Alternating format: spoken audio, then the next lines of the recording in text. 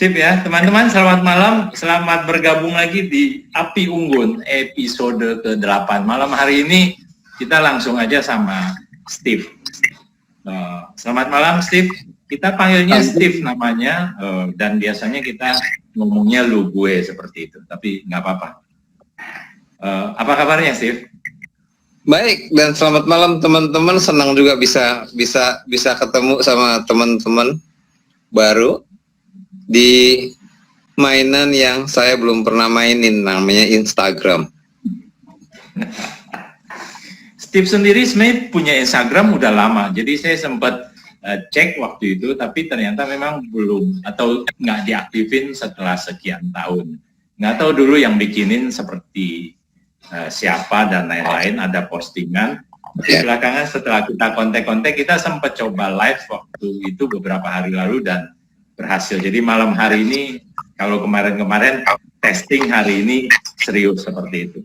Oke teman-teman, Steve ini adalah teman saya sekitar 10 tahun lalu di perusahaan sekuritas. Kita pernah kerja bareng sekitar 1-2 tahun di satu perusahaan, dan Steve ini adalah seorang ekonomis. Pernah kerja di perusahaan-perusahaan sekuritas besar milik BUMN dan lain-lain, dan pastinya Steve ini kalau saya nggak salah adalah seniornya Ibu Menteri Keuangan kita saat ini. Betul ya Steve ya? Betul. Betul. Oke Steve, masih mengikuti perkembangan ekonomi?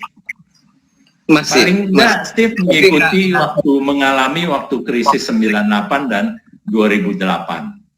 Iya.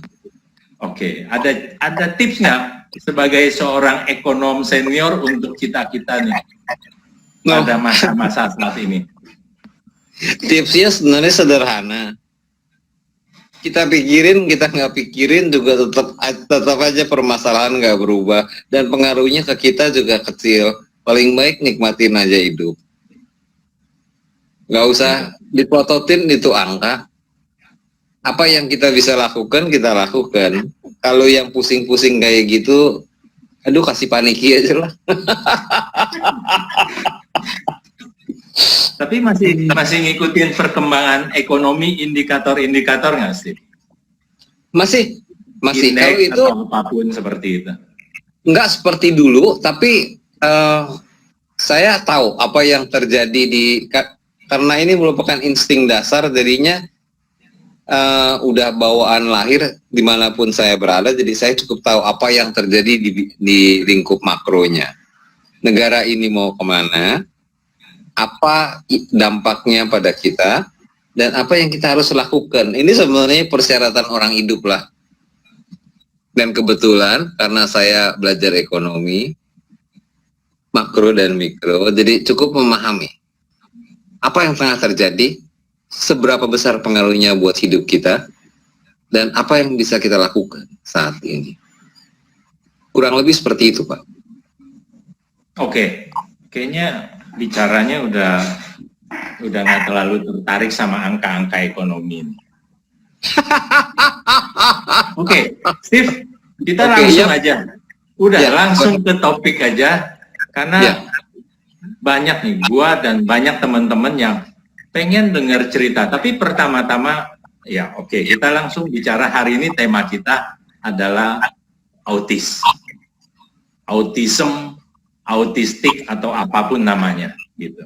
Sip, boleh jelaskan ke kita sebenarnya autis itu apa sih? Saya waktu minggu kemarin sempat lari, ngobrol sama satu teman tuh juga nanya, autis itu apa sih? Kebetulan saya bilang, rencananya tema hari ini tuh autis. Jadi ternyata masih banyak orang yang tidak memahami autis itu apa. Bahkan ada yang mungkin, termasuk teman saya yang kemarin itu, membandingkan autis itu sama nggak sih dengan Down syndrome dan lain-lain. Pak Steve. Ya. Oke. Saya selalu senang ngomong bicara seperti ini, sampai harus di tahun 2013 saya bilang sama semua wartawan, saya nggak mau lagi ya kalau ngomong dia interview masalah ekonomi. Saya juga untuk masuk TV pun saya bilang enggak, sekarang saya mau berubah arah. Jadi kalau dapat pertanyaan mengenai ini tentu senang. Apa itu autis? Gambaran yang paling mudah yang kita dapat yang kita bisa ingat dan patut diingat, autis itu adalah label. Label ini disematkan ke semua orang yang perilakunya ganjil, yang perilakunya itu nggak normal. Nggak normal itu merupakan istilah lain dari abnormal, yang membuat orang menjadi terkejut-kejut gitu. Kok ada ya anak seperti ini? Nah, kita beri label pada anak yang gejalanya seperti itu, yang gejalanya berulang, nggak susah berkomunikasi, susah menuturkan gagasannya, dan susah dan nggak berminat bersosialisasi. Kita sebut mereka autis. Jadi ingat, camkan baik-baik bahwa itu adalah label. Pengalaman saya mengenai label ini, dia ini nggak bercerita mengenai penyebab, tapi dia bercerita mengenai gejala, simptom. Tidak menceritakan mengenai penyebab. Tapi repotnya, kita juga akhirnya mengetahui bahwa label ini nggak cukup netral, karena membuat orang itu tahu, oh yang ini nih yang susah bergaul, ini yang namanya autis. Jadi orang yang perilakunya ganjil, yang suka menyendiri, kita sebut autis. Dan banyak juga orang tua yang selalu mengandalkan kata autis. Jadi kalau saya tanya sama ibu, karena saya nangani sekitar 1.000 anak lebih, saya selalu bertanya, saya senang bertanya pada para orang tua, yang ibu maksud dengan autis itu apa? Itu tuh Pak, yang kata ahlinya begini begitu gitu. Akibat dari hal ini, orang sering lupa bahwa bahwa dia itu punya naluri sebagai ibu, yang kalau label ini dibuang, dia bisa nggak cerita. Itu yang paling penting sebagai orang tua gitu. Kalau saya bisa sharing pada banyak teman, saya selalu bilang, coba singkirkan dulu label autisme, coba cerita, anak kamu tuh gimana sih? Jadi naluri kita sebagai ibu akan berkembang tanpa minjem kata-kata para dokter, para ilmuwan, gitu loh, Nick. Oke, sebenarnya autis sendiri tadi ya, apapun ya, misalnya tadi katakanlah label seperti itu ya. Sebenarnya penyebab daripada autis tadi yang tadi menghindar dari sosialisasi, menghindar dari komunikasi dan lain-lain yang berulang-ulang seperti itu, penyebabnya apa sih Steve sebenarnya? Iya, ini pertanyaan yang nggak bisa dijawab sama semua orang di dunia. Semua orang takut berhadapan dengan pertanyaan, apa sih penyebabnya? Karena penyebabnya itu 1001. Pada dasarnya, kalau kita melihat ringkasannya ada dua. Pertama adalah faktor genetika.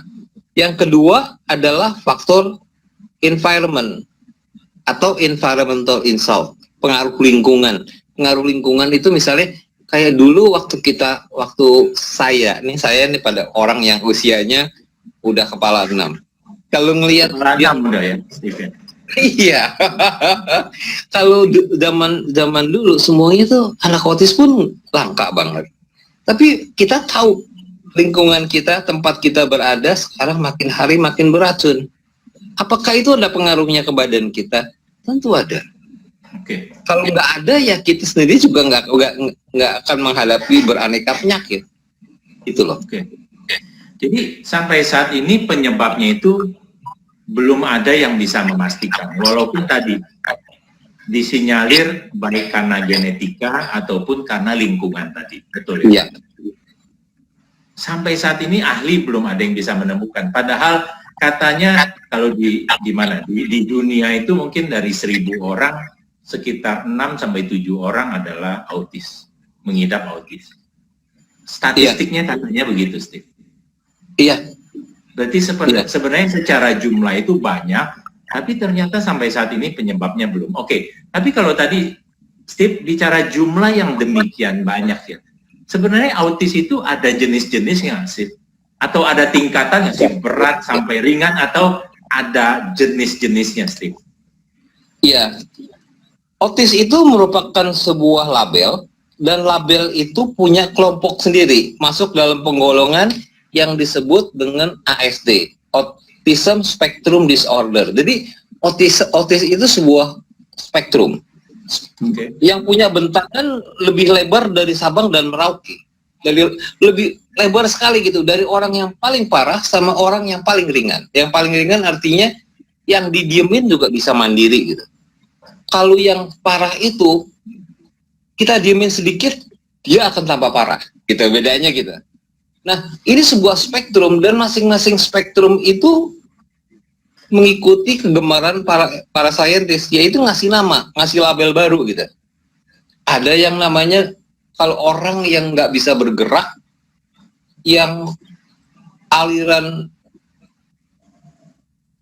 darahnya nggak lancar, yang tulang punggungnya nggak lurus, kita sebut, oh ini orang CP atau cerebral palsy. Atau ada orang yang kita sebut, ini orang pinter, cuma kok agak aneh ya, kita bilang Asperger. Ada juga orang yang kita bilang Down syndrome, karena itunya kita bilang kalau dalam kromosomnya punya perbedaan seperti kayak gitu, nggak senormal orang normal gitu. Tapi basically label tersebut menceritakan bahwa kita ini abnormal, kasarnya seperti itu.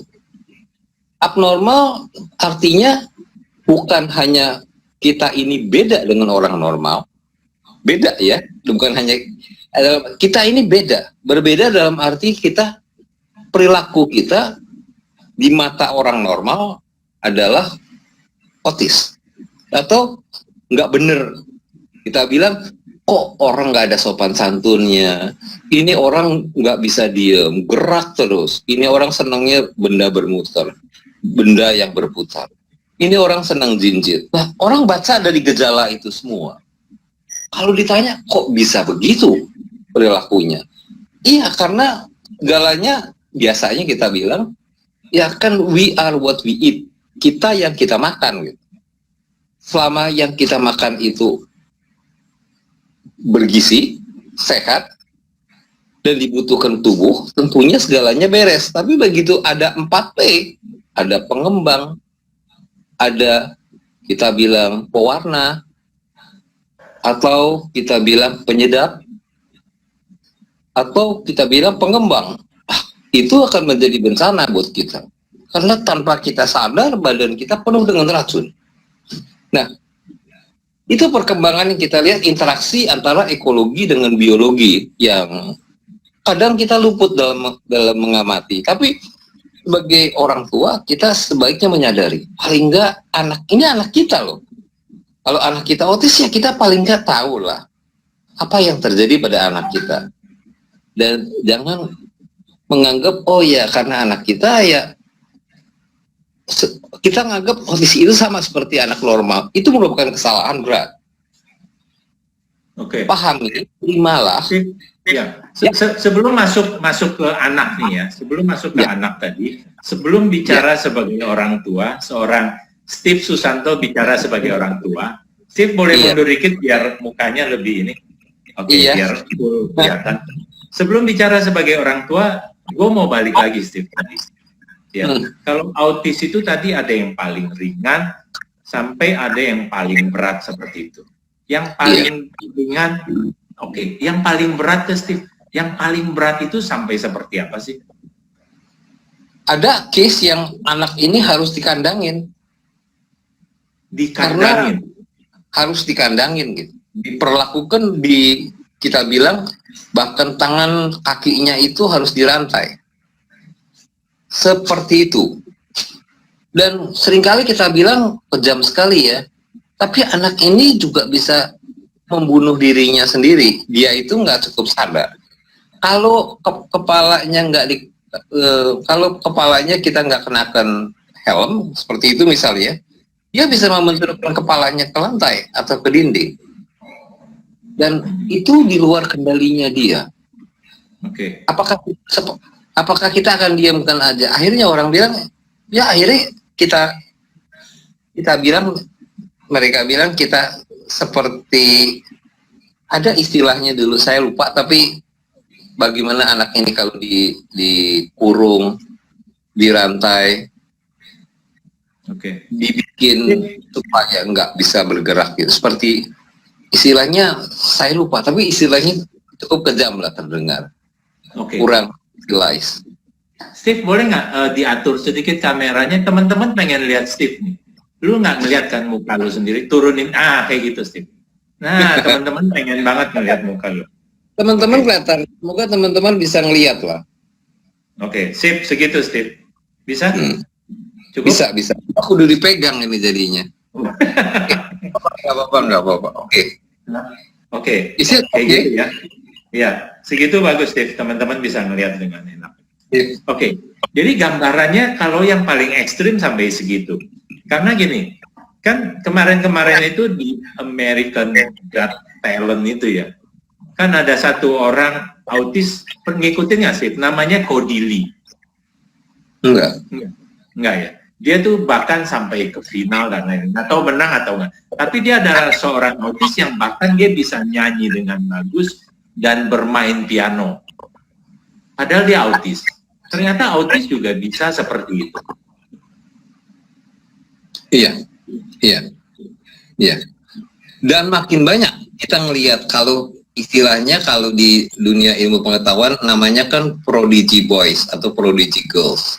Anak-anak yang punya kemampuan sedemikian luar biasa, artinya nggak lumrah bagi anak normal. Itu maknanya apa? Maknanya bahwa karena kendala yang dihadapi, yang dimiliki oleh anak tersebut, membuat soulnya anak ini bisa berkreasi lebih leluasa tanpa penuh kendala. Dan kalau kita ngelihat misalnya permainan piano, terutama di bidang musik ya, ada 3 outlet: musik, olahraga, gambar. Itu karya anak-anak autis itu luar biasa dan sedemikian mengagumkan gitu. Artinya kalau anak normal nggak akan sebagus begitu. Saya punya teman pelukis, tapi begitu saya ngelihat lukisannya anak-anak autis, itu menjadi sedemikian terpukau dan langsung bisa pameran di Perancis. Nah, apakah anak ini bisa seperti ini? Dan itulah kelebihannya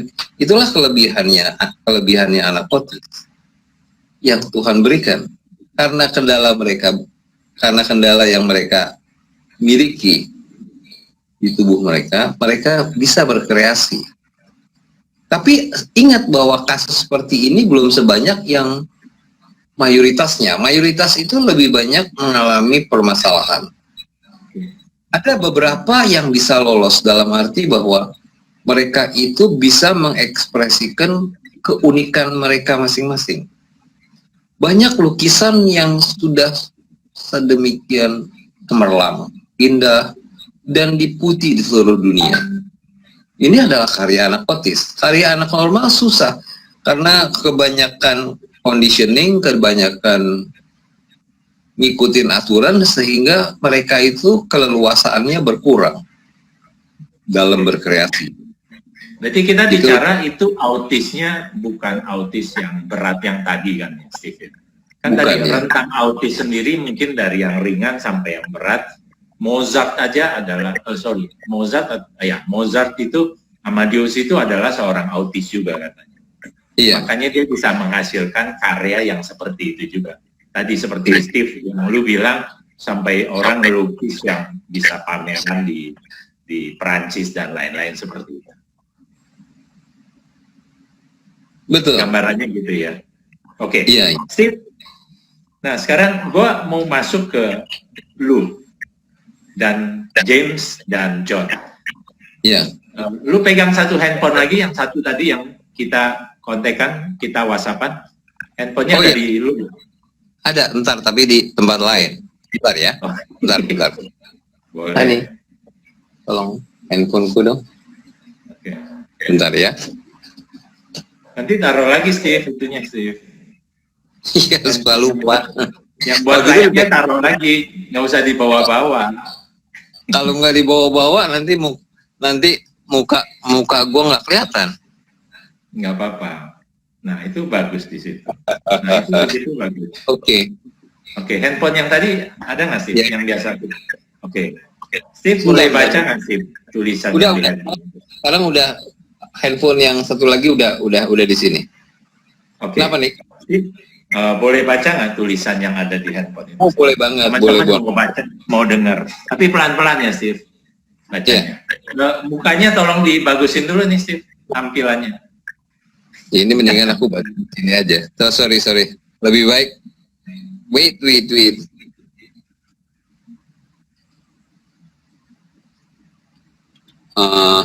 Oke, di situ bagus. Oke. My dear Suprel, I hope you know that pelan Steve, bacanya Steve, pelan-pelan. Okay. I hope you know that I am doing the very best that I can. There are days that I don't understand what you need. Some days my patience wears thin. Many days my heart breaks watching you struggle. But there is not a single day that goes by that I'm not the proudest parents ever. You are my life, my purpose. The love I feel for you is never ending. Autism can be hard. Loving you is easy. Wow, ini yang saya baca. Ini tapi sentence by sentence itu sedemikian tersusun dan mewakili saya sebagai orang tua. Itulah parents dari autistic children yang melihat anaknya. Mereka kita melihat kadangkala kita menjadi sedemikian lelah, sedemikian capek, kenapa bisa begini? Tapi at the end of the day karena mereka lah kita menjadi sedemikian hidup, karena mereka lah kita menjadi sedemikian bersemangat dalam hidup. Memang mereka itu adalah anak-anak kita, dalam arti ya, kalau buat saya James dan John ini menjadi sedemikian penting dalam hidup saya. Tiap hari mereka memberikan saya senyum. Gimana nggak senang? Saya lihatnya begitu. Steve? Dan itu yang saya rasakan, dan kalimat itu terpancar pada kalimat-kalimat tersebut. Saya bangga terus terang. Dan saya nggak akan mau anak saya ditukar dengan anak yang tingkat kepandaiannya 1000 kali lebih pandai dari anak-anak saya. Dan memang itulah kenyataannya gitu. Dan setiap orang tua yang memulai bisa menerima anaknya apa adanya akan bisa melihat kebahagiaan itu menjadi sesuatu yang nyata, yang membuat kita tuh pagi-pagi bangun langsung bersemangat. Begitu nih yang saya rasakan. Dan memang saya menikmati hari tua saya. Hari tua, sorry istilah ini mungkin buat rekan-rekan menjadi terdengar asing, tapi anyway someday you will be at my age juga. Jadinya ada baiknya cerita bahwa saya menikmati masa tua saya dan istri saya sangat gembira. Kami dan sumber kebahagiaan kami terus terang anak-anak kami. Kita setiap hari ingat anak kita, kok bisa aja ya memberikan sesuatu yang membuat kita menjadi tersenyum, bahagia, tertawa bahagia. Gitu. Steve? Kalimat-kalimat itu yang ada. Oke, boleh posisinya boleh dibagusin lagi gambarnya, dimundurin, jangan terlalu semangat. Oke, segitu ya, pegang segitu ya. Steve, James umur berapa sekarang Steve? James itu 25. 25. John 24. Sebenarnya James itu 25 setengah lah. Oke, 25 setengah. Mereka bedanya 1,5 tahun. 1,5. James kapan mulai terindikasi autis? Nah, kita aku nggak tahu. Pada masa saya, waktu James itu lahir tahun 95. 1 Maret 95. Nah, waktu dia muncul, dia ini nggak menampakkan sebagai orang aneh. Dia ini tampil sebagai anak yang luar biasa. Buat saya, waktu itu saya kebetulan masih mimpin pabrik. Nah, saya rasakan James ini luar biasa ya, dan saya latih dia dengan secara khusus karena waktu itu kan anak yang namanya anak pertama ya, semua bapak juga pengennya anak itu menjadi best of the best lah. Demikian juga dengan saya. Setiap hari saya ajarin dia untuk baca. Saya menggunakan metode Glendoman. Dan sebelum 1 tahun, James itu sudah bisa baca. Dan itu saya sedemikian bangga. Waktu itu John masih belum lahir. Tapi James itu udah sedemikian maju. Bisa baca sebelum usia 1 tahun gitu. Mungkin buat kawan-kawan aneh, tapi kalau kita menggunakan metode tersebut dan kita latih, oh bisa juga ya ternyata. Nah, sewaktu dia mundur, kita menjadi bingung. Saya dan istri saya bingung, kok James jadi mundur sekali. Usia berapa? Serba bisa, serba pandai, serba mengagumkan, kok jadi serba membingungkan. Itu yang kita rasakan. Itu yang pada kemudian lahir John. Lahirnya John juga nggak menambah ketenangan di kami, karena John itu lahir dan tidak berbicara, tidak mau berbicara, dan baru setelah usia sekitar 3,5 tahun John baru bisa bersuara. Nah, itu yang terjadi. Jadi kita nggak terlalu nyata gitu waktu pertama kali, dan pada masa itu di era sebelum 2000 itu autisme itu nyaris tak terdengar. Gak banyak orang tahu. Saya pun baru tahu pertama kali diberitahu sama teman sekolah saya bahwa anak kamu tuh autis. Apa itu autis? Seperti kayak gitulah jawaban. Kalau sekarang orang tua udah langsung tahu istilah. Oh, autis. Oh, yang begini tuh, yang begitu tuh, yang kelakuannya begini, yang kelakuannya begitu. Kalau zaman dulu itu nggak ada. Dan literatur mengenai autisme itu lebih langka lagi. Nyaris juga Steve, tidak ada. James umur berapa waktu itu, Steve? James waktu dia lahir sebenarnya waktu dia masih oke, 1 tahun dia masih oke. 1,5 tahun dia mulai bermasalah. Oke. Kita ngalamin, tapi kita nggak sadar bahwa ada permasalahan.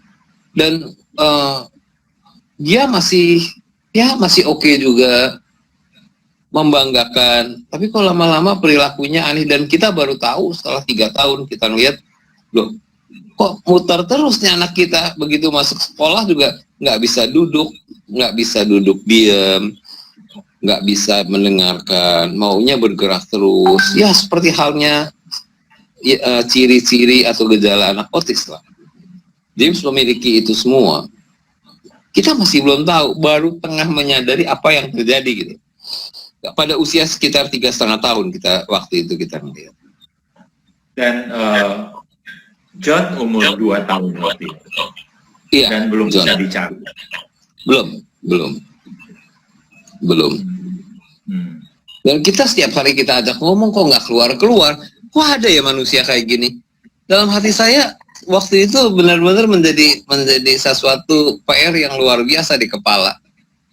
Bingung, ini kan anak manusia. Saya sih nggak meragukan dia anak manusia karena dia dari kami gitu. Tapi kok ada anak manusia yang perilakunya nggak seperti manusia? Diajak ngomong, ditinggal pergi yang ngajak ngomong. Steve, Ya. perasaan pada saat itu seperti apa, Steve? Kalau hari-hari ini lu udah bangga, tapi nggak, gue mau tahu, dan mungkin teman-teman semua pengen tahu hari-hari itu. Waduh. Yang tadi lu mempertanyakan, ini kok anak manusia atau bukan? Perasaan lu kayak gimana sih? Seperti kayak gitu. Tapi perasaannya seperti apa waktu itu? Setelah kita mengetahui, oh, anak kita tuh mengalami begini. Kita bawa ke dokter, ke banyak dokter, kita baru dikasih tahu, oh, ini tuh anak kita. Ada yang namanya autisme. Itu perasaan itu benar-benar langsung kalut. Jadi gambarannya kalut. Tapi lebih kalut lagi waktu James dikeluarin dari sekolah. Oh gosh, bayangan saya waktu gurunya bilang, James ini nggak bisa sekolah di sini Pak, dia harus masuk di SLB. SLB waktu itu masih istilah asing buat saya. Sekolah luar biasa. Bayangan saya kalau zaman dulu kita nyebutnya Achterlek. Masa anak saya Achterlek? Anak saya bisa baca sebelum 1 tahun. Begitu loh gambarannya. Anak yang tertinggal gitu secara mentally retarded bahasa Inggrisnya. Nah, perasaan itu tentu hancur, membuat kita menjadi hancur. Membuat kita jadi hancur itu artinya begini loh. Kita menjadi apatis sama semua orang. Kita, suami kita, saya dan istri saya, Mira, itu kita nggak mau terima tamu. Kita mungkin lebih parahnya begini loh, Nick. Waktu itu saya untuk ngobatin mereka, untuk James waktu itu masih murah, per jam 50.000. Dan itu dikali dengan 1 minggu 40 jam. 40 kali 50.000. Tambah John jadi kali 2 gitu. Jadi sebulan itu uang yang keluar itu bener jutaan. Dan akibatnya kita harus menjual rumah. Waktu itu kami masih tinggal di Jalan Bangka. Tapi karena pengeluarannya menjadi sedemikian besar, waktu itu saya direktur terus terang, tapi gaji saya menjadi numpang lewat terus karena pengeluarannya sedemikian besar. Belum untuk obat ya. Ini udah 100.000 dikali 40 dikali 4. 40 itu seminggu. Kalau sebulan begitu, belum obatnya. Waduh, benar-benar puluhan juta lewat. Akhirnya kita ngejual rumah. Akhirnya kita ngejual 2 rumah gitu. Bisa bayangin nggak parah? Kita punya 2 rumah waktu itu. Kita jual rumah kita pertama di Jalan Bangka. Ya udah, karena kita butuh dana besar. Akhirnya kita jual lagi rumah kedua. Akhirnya saya menjadi kontraktor. Artinya kontrak dari rumah ke rumah gitu. Karena rumahnya udah nggak ada lagi kan, terpaksa ngontrak kan. Akhirnya kita ngontrak. Dan kita ngontrak jauh yang namanya di Ciongsi. Kami akhirnya tinggal udah terpental dari Jakarta Selatan pindah ke tempat jin buang anak waktu itu kita ngeliatnya. Akibatnya menjadi sedemikian parah kita dan kita harus bawa anak kita tiap hari untuk terapi. Terapinya di BSD, bukan main. Itu sedemikian parahnya, dan perasaan itu menjadi sedemikian kacau tatkala kita melihat juga anak kita udah beres lagi ya muka gue ya. Ya, oke. Nah, begitu aja, Steve. Ya. Jangan rubah-rubah posisi. Anak Steve, itu kita tadi secara materi, Steve. Ya. Secara mental, Steve, terhadap 2 orang tua ini gimana, Steve? Iya, karena udah punya apa-apa, jadinya kita ini sensitif. Kuping kita menjadi ekstra tipis. Dengerin cerita orang cerita, anak gua hari ini dapat ini loh, dapat angka 8. Anak gua dapat begini. Cuma cerita begitu, nggak ada cerita yang nggak ada hubungannya sama kita. Ini rasanya dia ini ngeledek gua nih. Begitu gambarannya.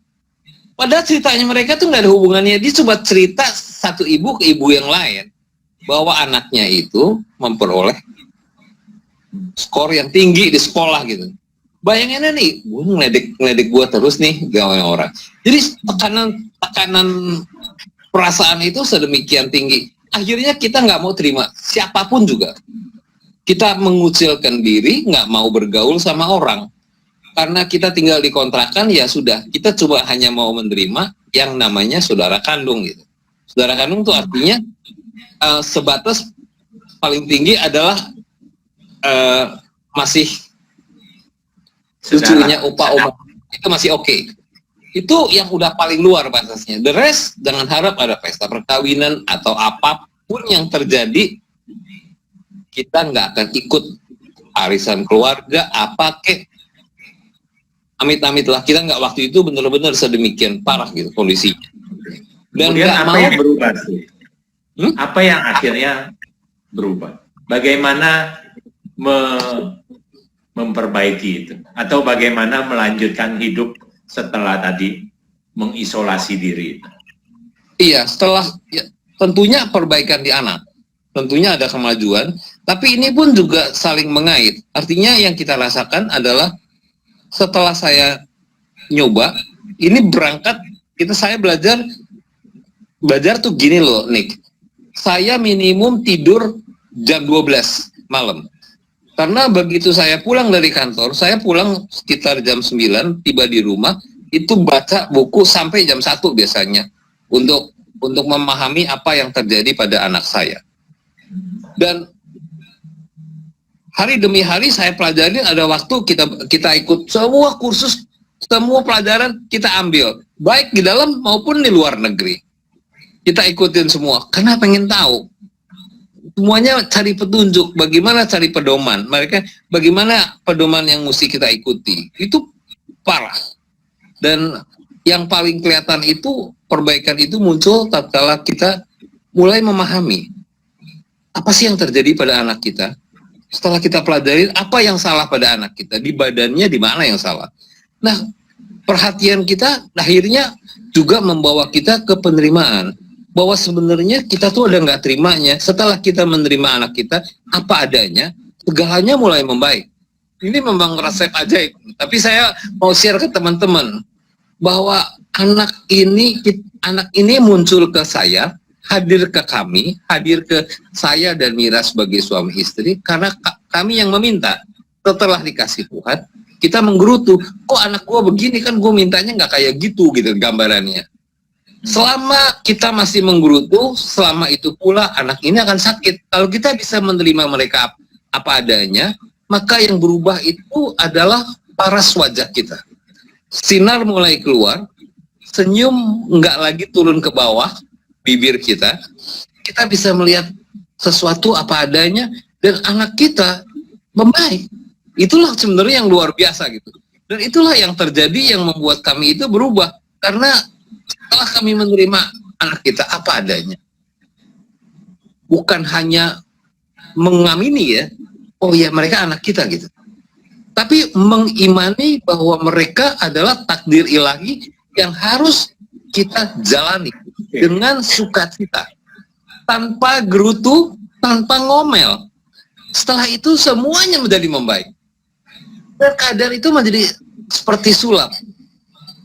Dan yang luar biasa, kami pun akhirnya memiliki rumah yang lebih besar dari yang kami jual 2 rumah sebelumnya gitu. Yang nilainya lebih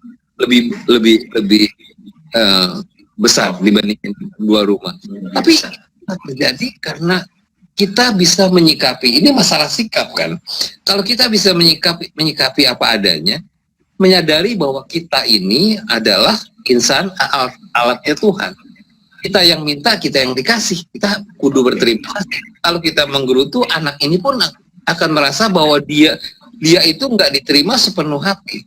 Begitu kita menerima anak sepenuh hati, begitu kita bisa melihat senyumnya mereka, begitu kita bisa melihat segalanya berubah. Kita bisa melihat mereka beda dengan cara kita melihat sebelumnya. Kita bisa tertawa, senyum, tertawa lepas, maka anak ini pun bisa tertawa lepas, dan kita melihat bahwa hidup mereka pun menjadi lebih baik. Seperti sekarang ini bisa menjadi sumber kebahagiaan kami. Gitu loh, Nek. Oke. Steve, jangan rubah-rubah posisinya biar wajahnya tetap ganteng misalnya. Steve, lu pernah nyebut atau lu sering memakai istilah, dan gua rasa bagus untuk di-share ke teman-teman. Istilah tuti dan nuni. Iya. Itu satu istilah yang sebenarnya saya peroleh dari terus terang dari salah satu presiden Amerika namanya Dwight Eisenhower. Dan saya punya kebiasaan. Jangan dirubah-rubah posisinya, udah beda lagi. Ya. Oh iya, suka begitu, suka berubah-ubah. Tapi istilah udah segitu aja, jangan rubah. Oke, tuti itu apa? Tuti dan nuni itu apa? Poinnya apa sih? Singkatan dari tuti itu singkatan dari T-nya top. Kita bilang tuti urgent, U-nya urgent. Ya, top urgent. Top urgent, top important.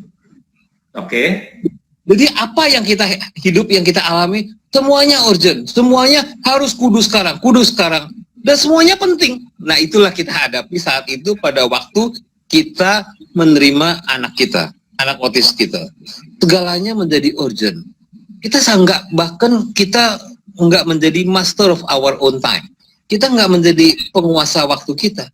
Karena seperti pemadam api loh. Begitu apinya yang sini padam, api ya tempat lain udah menyala lagi. Seperti itu. Jadi itulah hidup yang sedemikian tersiksa dari satu tempat ke tempat lain, kita seperti bola pingpong. Nah, itulah Tuti. Dan kita dari Tuti ini top important. Iya, Segala segalanya sesuatu urgent, segala sesuatu important. iya. Oke. Dan Itulah berubah menjadi, kita harus menyadari bahwa kondisi Tuti ini akan membawa kita ke kematian. Karena ini sedemikian menyiksa batin kita. Itu yang kita sebut Tuti. Dan untuk itu kita harus bisa memahami bahwa kita tahu tindakan kita di mana, kita memahami perspektif kita ke depan gimana. Kita menuju ke Nuni. Orangnya sama loh. Kita sebagai Tuti dan kita nanti sebagai Nuni. Nuni itu singkatan dari no urgent, no important. Artinya semuanya itu udah bisa berjalan seperti kita bilang, berjalan seperti autopilot gitu. Kita menikmati aja hidup. Nggak ada yang urgent karena semuanya udah terhandle sama sistem yang kita buat. Nggak ada juga yang important karena yang important udah kita tackle. Nah, strategi yang harus kita anut untuk bertransformasi dari Tuti menjadi Nuni adalah memahami, oh ya, ini tekanan dari luar, semuanya menjadi urgent semua. Stop, berhenti. Karena begitu terus terang waktu anak masih lagi parah-parahnya, kan kita ketemu dengan banyak penjual, penjajah, suplemen. Anaknya ibu harus pakai suplemen ini, harus pakai obat ini, harus vitamin ini. Kita berhadapan dengan semua orang yang menguasai ilmu kudu. Kudu ini, kudu dimakan, kudu ini selesai semuanya. Harus terapi ini, harus terapi ini. Dan itu tekanan dari luar. Dan ada deadline-nya tekanan tersebut. Kalau enggak anak ibu 6 bulan ya akan begini. Nah itu kita harus in control. Kita sadar apa sih yang dibutuhkan oleh anak kita. Tubuh anak kita itu membutuhkan apa. Itu pertanyaan yang paling mendasar. Itu yang saya sebut sebagai important. Nah teman-teman di sini harus menyadari. Biasanya hal yang important itu nggak urgent. Hal yang urgent itu nggak important. Nah, kalau supaya kita bisa harus sadar bahwa important itu datang dari diri sendiri. Sewaktu kita dekat sama anak kita tahu, kita bertanya, anak kita butuh apa? Apa yang harus kita ketahui dari anak kita? Apa yang kudu kita pelajari dari anak kita? Ini yang kita bilang important. Kalau ngurusin urgent, semuanya akan menjadi bertubi-tubi dan tanpa habis-habisnya. Nah, itu yang saya rasakan gambarannya. Dan untuk itu kita harus membuat sistem. Kalau kita tahu anak kita butuh apa, kita jalanin. Yang kita nggak paham, kita pelajari. Sehingga Steve, nanti ini ada... Steve, Pak Andri Chu itu kenal Steve.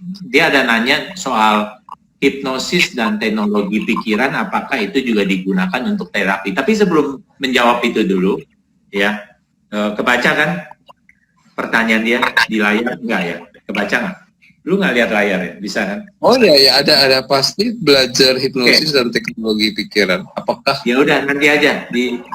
Balik lagi, Steve, muka lu nanti nggak kelihatan lagi, Steve. Ya, Steve, ya. Kalau tadi dengan segala perjalanan sampai akhirnya ketemu tadi Tuti dan Nuni tadi, ya. Iya. Nah, segitu.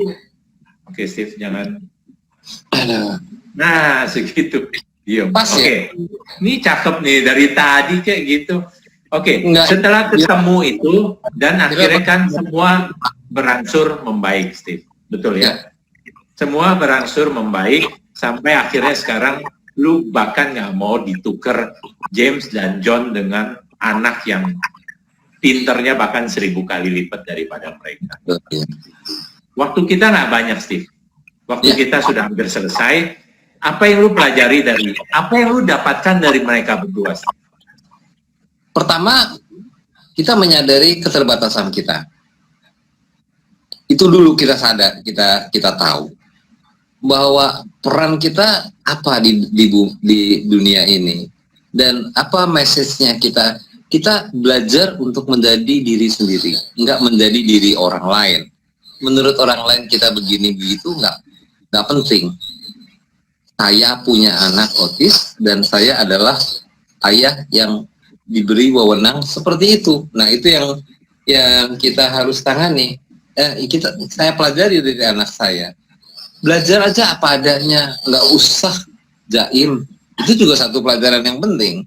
Nggak perlu jaim, juga nggak perlu baper. Karena kalau punya anak otis baper, waduh, setengah mati. Bener-bener. Jadi kita belajar untuk bisa melihat apa adanya. Penuh ketenangan, penuh kita bisa melihat, oh, sebagai penumpang lah, kita nggak kebanyakan ekspektasi. Kita bisa melihat, oh ya, memang semuanya itu udah terencana, kita jalanin aja yang kita bisa. Toh anak kita juga nggak minta yang kita nggak bisa, kan? Toh kalau kita mencoba melakukan yang nggak bisa, kita juga nggak bisa. Nah, itu yang saya lihat. Seperti itu nih. Oke, ini karena acara ini waktunya terbatas, tadi Pak Andri bilang juga, kalau enggak nanti kita bikin lagi sesi berikutnya, mungkin bisa sedikit lebih teknis dan lain-lain, Steve. Betul kan? Iya. Kalau hari ini lebih ke storytelling dan lain-lain. Jadi, gue mau satu pertanyaan terakhir, Steve. Go ahead. 2 juga boleh. Kita lihat kalau nanti kita mungkin untuk sambung ke sesi-sesi berikutnya, tapi hari ini pastinya kita udah harus akhiri. Steve, pertanyaan gue agak sensitif ini. Ya, go ahead. Berapa siap James dan John untuk mandiri hari-hari ini tanpa mengandalkan Steve dan Maria? Dan Mira. Ya, itu jawabannya juga sederhana. Mereka belum siap. Mereka belum bisa mandiri. Karena itu menjadi objektif kita, menjadi arahan kita. Bagaimana kita meng-equip mereka, gitu. Menyiapkan mereka bahwa suatu saat kan kita harus check out dari bumi ini selamanya, gitu. Kita untuk itu kita coba bekali anak kita sebisa mungkin. Yang paling penting juga bukan hanya untuk saya, tapi juga semua orang tua anak otis, adalah life skills. Satu pelajaran juga boleh share ya, masih ada waktu nggak nih? Ada pelajaran yang menarik. John, saya ngajarin James sama John matematika. Saya ngajarin sendiri gitu. Bagaimana saya ngajarin mereka bilangan negatif. Begitu saya berdiri di tangga, begitu saya berdiri di tangga, saya naik tangga, terus tangga saya tuh naik terus belok lagi, nengok ke atas, ada di tengahnya. Saya ajarin mereka kalau turun negatif, kalau naik positif. Itu cara ngajarin anak otis. Sampai akhirnya mereka itu bisa pecahan negatif, bisa akar-akaran. Bahkan akar-akaran yang saya sendiri nggak bisa, mereka bisa. Tapi begitu mereka saya ajak ke supermarket, suruh bayar, itu berantakan semua. Mereka ngitung kembalian itu susah. Nah, yang paling penting itu mereka itu nggak butuh yang sophisticated. Yang untuk hidup aja lah, kalau kita bisa bagaimana mereka makan sendiri, minum sendiri, pesan sendiri, segalanya serba mandiri. Itu harus menjadi objektif dari semua orang tua. Kalau menurut saya seperti kayak gitu. Jadi seberapa siap saat ini? Belum siap. Tapi berapa kita lama lagi, Steve? Nikmatin aja, kita nikmatin tanpa perlu berekspektasi. Nanti kita kecewa sendiri. Jangan berekspektasi. Do whatever you can. Itu loh nih. Oke. Jadi nggak usah ekspektasi, menyiapkan dulu aja untuk mereka semakin mandiri. Oke, Iya. Steve, waktu kita habis, satu kalimat atau satu pesan dari lu untuk kita semua, baik yang punya anak autis, beberapa teman berterima kasih untuk sharing ini karena anaknya juga ada yang autis, tapi buat yang non autis sekalipun, anak-anaknya yang tidak mengidap autis, ada pesan sebagai orang tua yang kepala 6 ke atas. Yang tadi itu istilah yang terakhir itu yang berat. Tapi anyway, saya tentunya ada pesan.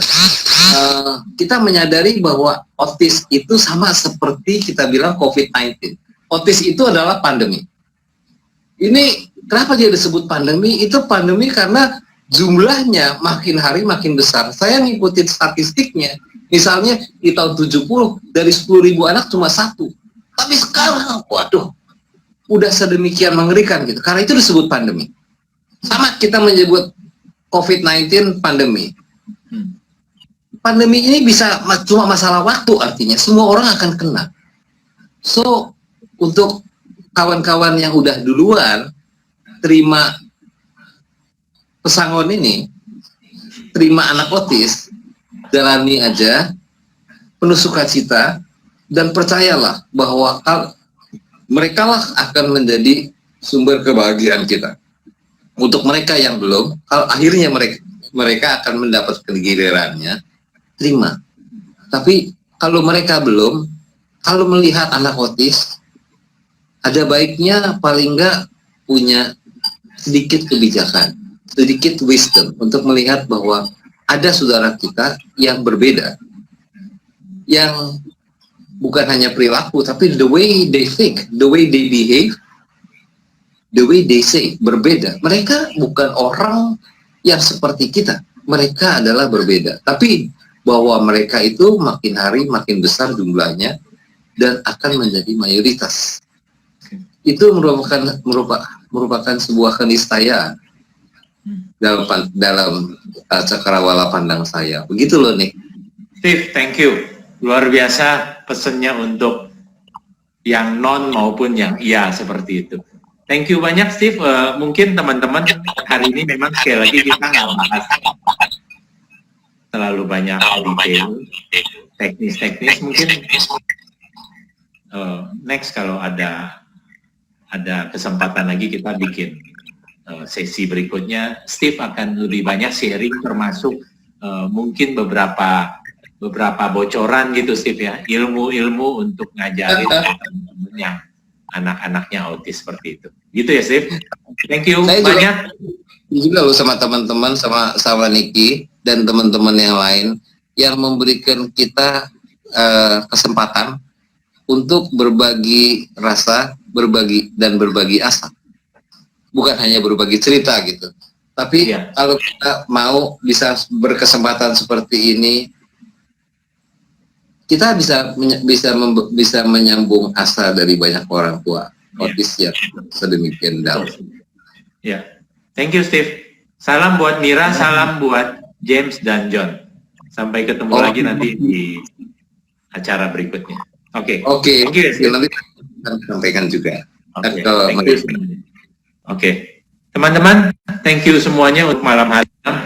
Sangat nggak cukup untuk ngobrol, tapi lumayan kita banyak dapat pelajaran malam hari ini. Terima kasih sudah bergabung dan sampai ketemu di sesi episode berikutnya. Bye-bye.